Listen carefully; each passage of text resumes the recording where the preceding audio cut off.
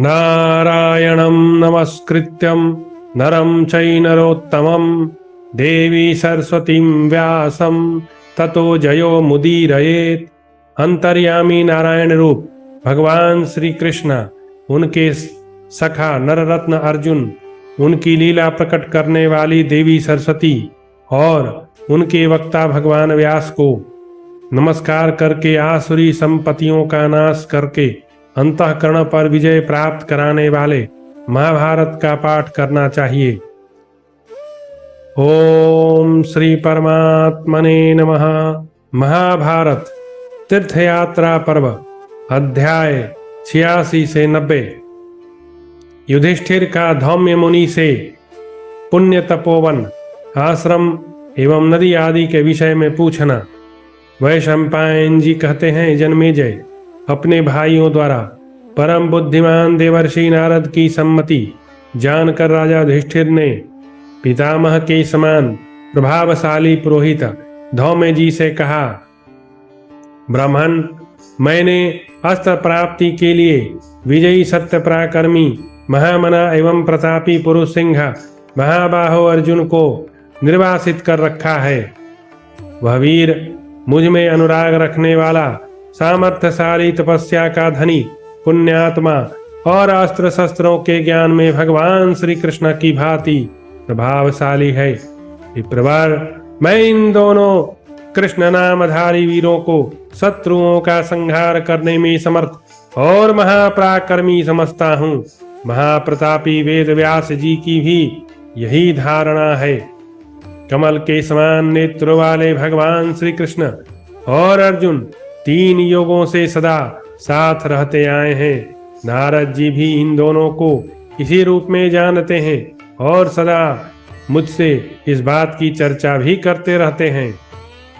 मैं भी ऐसा ही समझता हूँ कि श्री कृष्ण और अर्जुन सुप्रसिद्ध नर नारायण ऋषि हैं। अर्जुन को शक्तिशाली समझकर ही मैंने उसे दिव्यास्त्रों की प्राप्ति के लिए भेजा है।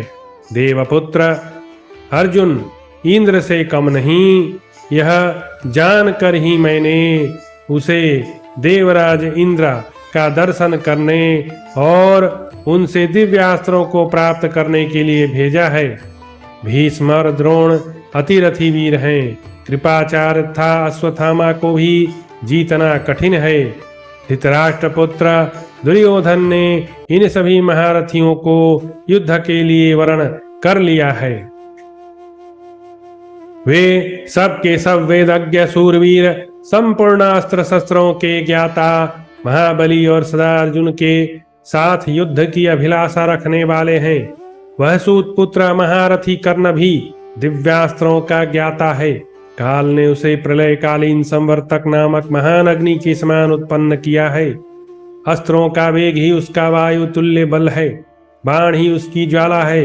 हथेली से होने वाली आवाज ही उस दाहक अग्नि का शब्द है। युद्ध में उठने वाली धूल ही उस कर्ण रूपी अग्नि का धूम है। अस्त्रों की वर्षा ही उसकी लपटों का लगना है। धृतराष्ट्र रूपी पुत्र रूपी वायु का धृतराष्ट्र पुत्र रूपी वायु का सहारा पाकर वह और भी उद्वत एवं प्रज्वलित हो उठा है। इसमें संदेह नहीं कि वह मेरी सेना को सूखे तिनके की राशि के समान भस्म कर डालने में सक्षम है। उस आग को युद्ध में अर्जुन नामक महामेघ ही बुझा सकेगा। श्री कृष्ण रूपी वायु का सहारा पाकर ही वह मेघ उठेगा। दिव्यास्त्रों का प्रकाश ही उसमें बिजली की चमक होगी। श्वेत रथ के घोड़े ही उसके निकट उड़ने वाली बकपंक्तियों की भांति सुशोभित होंगे। गांडीव धनुष ही इंद्र धनुष के समान दुसह दृश्य उपस्थित करने वाला होगा। वह क्रोध में भरकर बाण रूपी जल की धारा से कर्ण रूपी प्रज्वलित अग्नि को निश्चय ही शांत कर देगा। शत्रुओं की राजधानी पर विजय पाने वाले साक्षात इंद्र के सारे दिव्यास्त्र प्राप्त करेगा। धृतराष्ट्र पक्ष के उक्त सभी महारथियों को जीतने के लिए वह अकेला ही पर्याप्त होगा, ऐसा मेरा दृढ़ विश्वास है। अन्यथा अत्यंत कृतार्थता का अनुभव कराने वाले शत्रुओं को दबाने का और कोई उपाय नहीं है। अतः हम शत्रुहंता पांडुनंदन अर्जुन को अवश्य ही सब दिव्यास्त्रों का ज्ञान प्राप्त करके आया हुआ देखेंगे, क्योंकि वह वीर किसी कार्यभार को उठाकर उसे पूर्ण किए बिना कभी श्रांत नहीं होता। श्रेष्ठ, इस काम्यक वन में वीर अर्जुन के बिना द्रौपदी सहित हम सब पांडवों का मन बिल्कुल नहीं लग रहा। इसलिए आप हमें किसी ऐसे रमणीय वन का पता बताएं जो बहुत अच्छा, पवित्र, प्रचुर अन्न और फल से संपन्न था, पुण्यात्मा पुरुषों द्वारा सेवित हो। हाँ, यहाँ हम लोग कुछ काल रहकर सत्य पराक्रमी वीर अर्जुन के आगमन की उसी प्रकार प्रतीक्षा करें जैसे वृष्टि की इच्छा रखने वाले किसान बादलों की राह देखते हैं।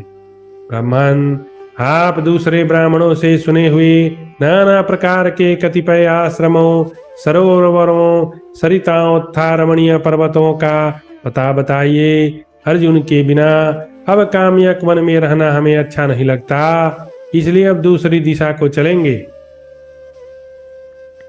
धौम्य द्वारा पूर्व दिशा के तीर्थों का वर्णन वैशंपायन जी कहते हैं। जन्मेजय, पांडवों का चित्त अर्जुन के लिए अत्यंत दीन हो रहा था। वे सब के सब उनसे मिलने को उत्सुक थे। उनकी ऐसी अवस्था देखकर बृहस्पति के समान तेजस्वी महर्षि धौम्य उन्हें सांत्वना देते हुए कहा, पाप रहित भरतकुल भूषण, ब्राह्मण लोग जिन्हें आदर देते हैं उन पुण्य आश्रमों, दिशाओं, तीर्थों और पर्वतों का मैं वर्णन करता हूँ, सुनो। नरेश्वर राजन, मेरे मुख से उन सब का वर्णन सुनकर तुम द्रौपदी तथा भाइयों के साथ शोक रहित हो जाओगे। नरश्रेष्ठ पांडुनंदन, उनका श्रवण करने मात्र से तुम्हें उनके सेवन का पुण्य प्राप्त होगा और यहाँ जाने से 100 गुने पुण्य की प्राप्ति होगी। महाराज युधिष्ठिर, मैं अपनी स्मरण शक्ति के अनुसार सबसे पहले राजर्षि गणों द्वारा सेवित रमणीय प्राची दिशा का वर्णन करूंगा। भरतनंदन, देवर्षि सेवित प्राची दिशा में नैमिष नामक तीर्थ है। यहाँ भिन्न भिन्न देवताओं के अलग अलग पुण्य तीर्थ हैं, जहाँ देवर्षि सेवित परम रमणीय पुण्यवती गोमती नदी है। देवताओं की यज्ञ भूमि और सूर्य का यज्ञ पात्र विद्यमान है। प्राची दिशा में ही पुण्य पर्वत श्रेष्ठ गए है, जो राजर्षि गए के द्वारा सम्मानित है। वहाँ कल्याणमय ब्रह्म सरोवर है, जिसका देव ऋषिगण सेवन करते हैं। पुरुष सिंह, उस गया के विषय में ही प्राचीन लोग यह कहा करते हैं कि बहुत से पुत्रों की इच्छा करनी चाहिए। संभव है उनमें से एक भी गया जाए या अश्वमेध यज्ञ करे अथवा नील वृष का उत्सर्ग करे। ऐसा पुरुष अपनी संतति द्वारा 10 पहले की और 10 बाद की पीढ़ियों का उद्धार करता है। वहीं महानदी और गए शीर्ष तीर्थ है, जहाँ ब्राह्मणों ने अक्षय वट की स्थिति बताई है, जिसके जड़ शाखा आदि उपकरण कभी नष्ट नहीं होते। प्रभो, वहाँ पितरों के लिए दिया हुआ अन्न अक्षय होता है। भरत श्रेष्ठा, वहीं फाल्गु नामक नदी पुण्य सलिला महानदी है और वहीं बहुत से फूल मूलों वाली कौशिकी नदी प्रवाहित होती है, जहाँ तपोधन विश्वामित्रा ब्राह्मणत्व को प्राप्त हुए थे। पूर्व दिशा में ही पुण्य नदी गंगा बहती है, जिसके तट पर राजा भगीरथ ने प्रचुर दक्षिणा वाले बहुत से यज्ञों का अनुष्ठान किया था। कुरुनंदन, पांचाल देश में ऋषि लोग उत्प्लावन बतलाते हैं, जहाँ कुशिक नंदन विश्वामित्र ने अपने पुत्र के साथ यज्ञ किया था। उसी यज्ञ में विश्वामित्र का अलौकिक वैभव देखकर जमदाग्नि नंदन परशुराम ने उनके वंश के अनुरूप यश का वर्णन किया था। विश्वामित्र जी ने कान्य कुब्ज देश में इंद्र के समान सोमपान किया। वहीं वे क्षत्रिय तत्व से ऊपर उठ गए और मैं ब्राह्मण हूं यह घोषित कर दिया। वीरवर गंगा और यमुना का परम उत्तम पुण्यमय पवित्र संगम संपूर्ण जगत में विख्यात है। बड़े बड़े महर्षि उसका सेवन करते हैं। जहाँ समस्त प्राणियों के आत्मा भगवान ब्रह्मा जी ने पहले ही यज्ञ किया था। भरतकुल भूषण ब्रह्मा जी के उस प्रकृष्ट याग में ही उस स्थान का नाम प्रयाग हो गया। राजेंद्र, वहाँ महर्षि अगस्त्य का श्रेष्ठाश्रम है। इसी प्रकार तापसारण्य तपस्वी जनों से सुशोभित है। कालंजर पर्वत पर हिरण्यबिंदु नाम से प्रसिद्ध महान तीर्थ बताया गया है। आगस्त्य पर्वत बहुत ही रमणीय, पवित्र, श्रेष्ठ एवं कल्याण स्वरूप है। कुरुनंदन महात्मा भार्गव का निवास स्थान महेंद्र पर्वत है। कुंती नंदन, वहां ब्रह्मा जी ने पूर्व काल में यज्ञ किया था। युधिष्ठिर, जहाँ पुण्य सलीला भगीरथी गंगा सरोवर में स्थित थी। महाराज, जहाँ पर उन्हें ब्रह्मशाला यह पवित्र नाम दिया गया है, वह पुण्य तीर्थ निष्पाप मनुष्यों से व्याप्त है। उसका दर्शन पुण्यमय बताया गया है। वहीं महात्मा मतंग ऋषि का महान एवं उत्तम आश्रम केदार तीर्थ है। वह परम पवित्र, मंगलकारी और लोक में विख्यात है। कुंडोदक नामक रमणीय पर्वत बहुत फल मूल और जल से संपन्न है। जहाँ प्यासे हुए निषध नरेश को जल और शांति की उपलब्धि हुई थी।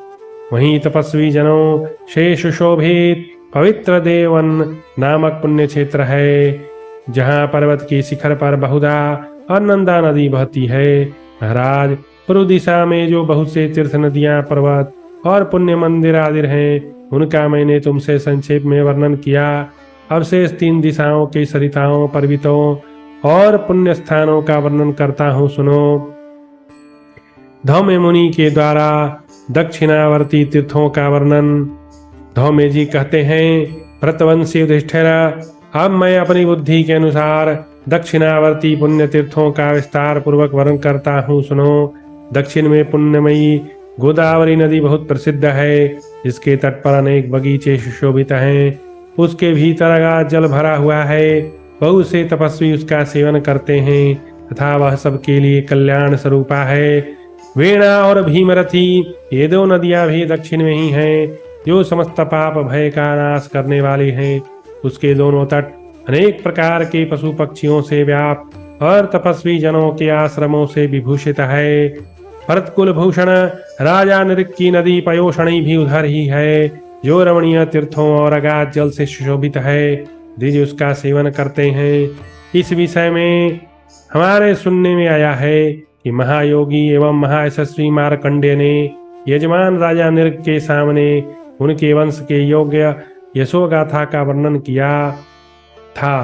पयोषणी नदी के तट पर उत्तम वराह तीर्थ में यज्ञ करने वाले राजा नृग के यज्ञ में इंद्र सोमपान करके मस्त हो गए थे और प्रचुर दक्षिणा पाकर ब्राह्मण लोग हर्षोल्लास से पूर्ण हो गए। पयोषणी का जल हाथ में उठाया गया हो या धरती पर पड़ा हो अथवा वायु के वेग से उछलकर अपने ऊपर पड़ गया हो, तो वह जन्म से लेकर मृत्यु पर्यंत किए हुए समस्त पापों को हर लेता है। जहाँ भगवान शंकर का स्वयं ही अपने लिए बनाया हुआ श्रृंग नामक वाद्य विशेष स्वर्ग से भी ऊंचा और निर्मल है, उसका दर्शन करके वरंधर्मा मानव शिवधाम में चला जाता है। एक और अगाध जलराशि से भरी हुई गंगा आदि संपूर्ण नदियां हो और दूसरी ओर केवल पुण्य सलीला पयोषणी नदी हो, तो वही अन्य सब नदियों की अपेक्षा श्रेष्ठ है, ऐसा मेरा विचार है। भरतश्रेष्ठ, दक्षिण में पवित्र माठर वन है, जो प्रचुर फलमूल से संपन्न और कल्याण स्वरूप है।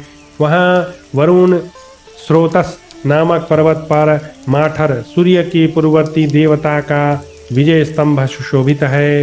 यह स्तंभ प्रवेणी नदी के उत्तरवर्ती मार्ग में कण्व के पुण्यमय आश्रम में है।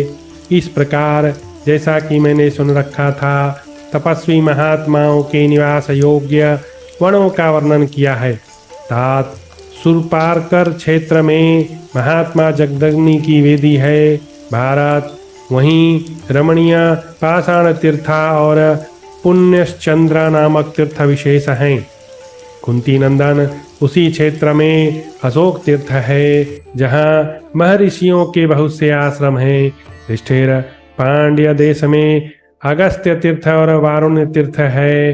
नरश्रेष्ठ, पांड्य देश के भीतर पवित्र कुमारी कन्याएं कन्याकुमारी तीर्थ कही गई है। कुंती कुमार, अब मैं तुमसे ताम्रपर्णी नदी की महिमा का वर्णन करूंगा, सुनो। भरत नंदन, वहां मोक्ष पाने की इच्छा से देवताओं ने आश्रम में रहकर बड़ी भारी तपस्या की थी। वहां का गोकर्ण तीर्थ तीनों लोकों में विख्यात है। तात गोकर्ण तीर्थ में शीतल जल भरा है, उसकी राशि अनंत है। वह पवित्र कल्याणमय शुभ है, जिसका अंतःकरण शुद्ध नहीं, ऐसे मनुष्य के लिए गोकर्ण तीर्थ अत्यंत दुर्लभ है।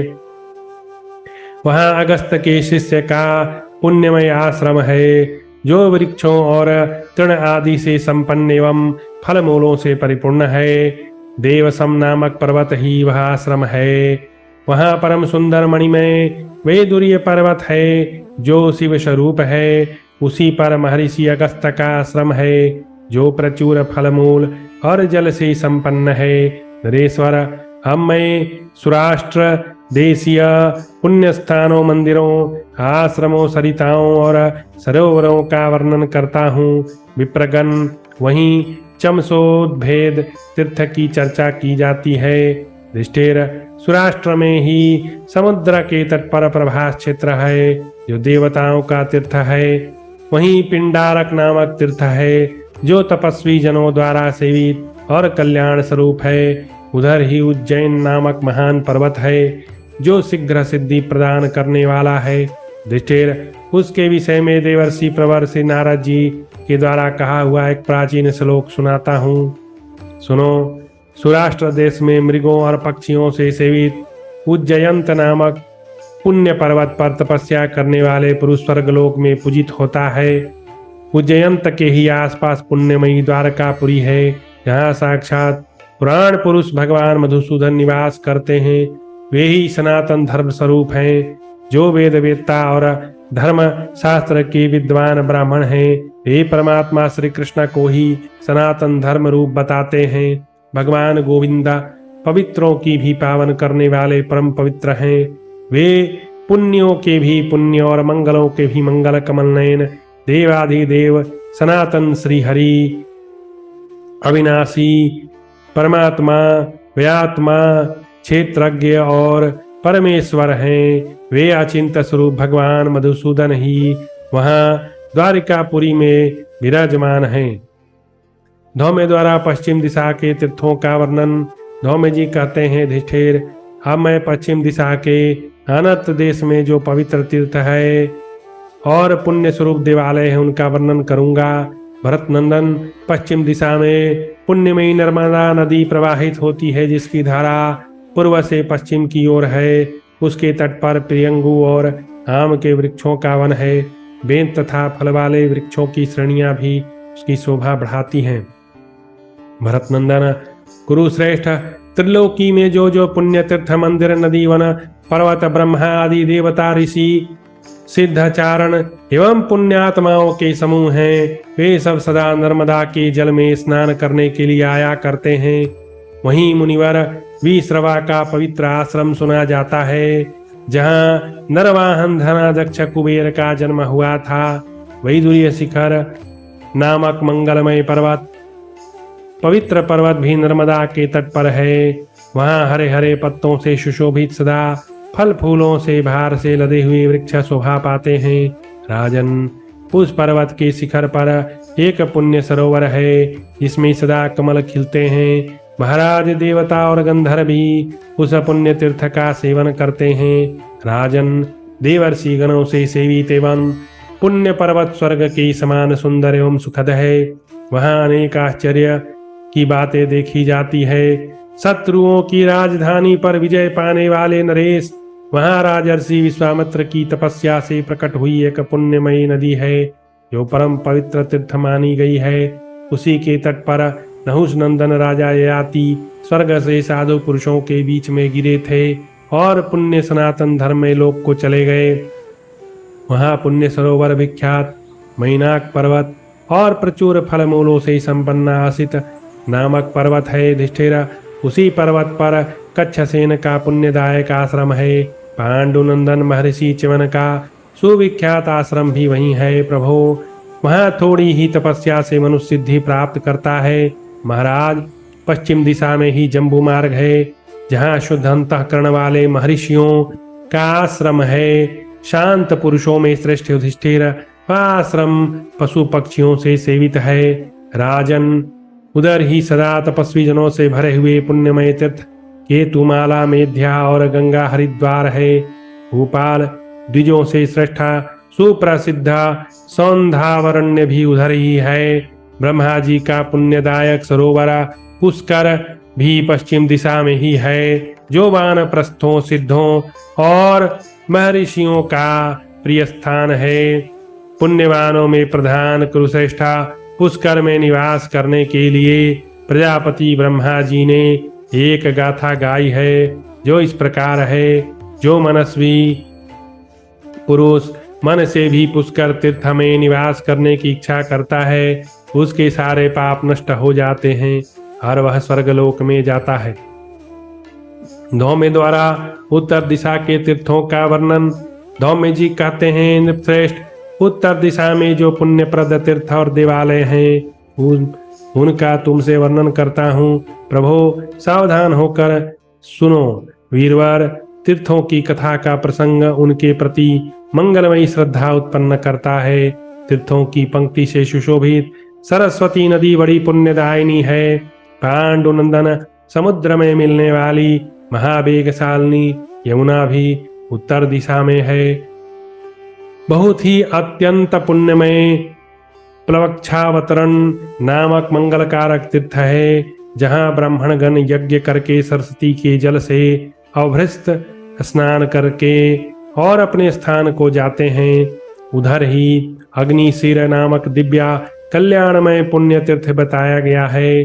निष्पाप भरत नंदन, उसी तीर्थ में सहदेव ने समी का दंडा फेंक कर कितनी दूरी में वह दंडा पड़ा था, उतनी दूरी में मंडप बनवा कर उसमें यज्ञ किया।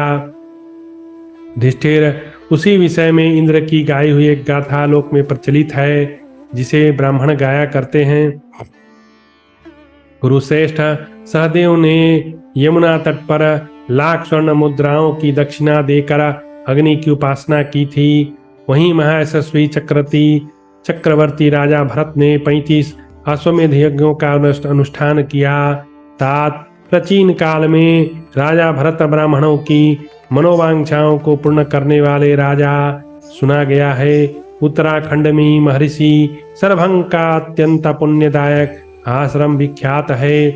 कुंती नंदन साधु पुरुषों ने सरस्वती नदी की सदा उपासना की। महाराज, पूर्व काल में बालखिल्य ऋषियों ने वहां यज्ञ किया था।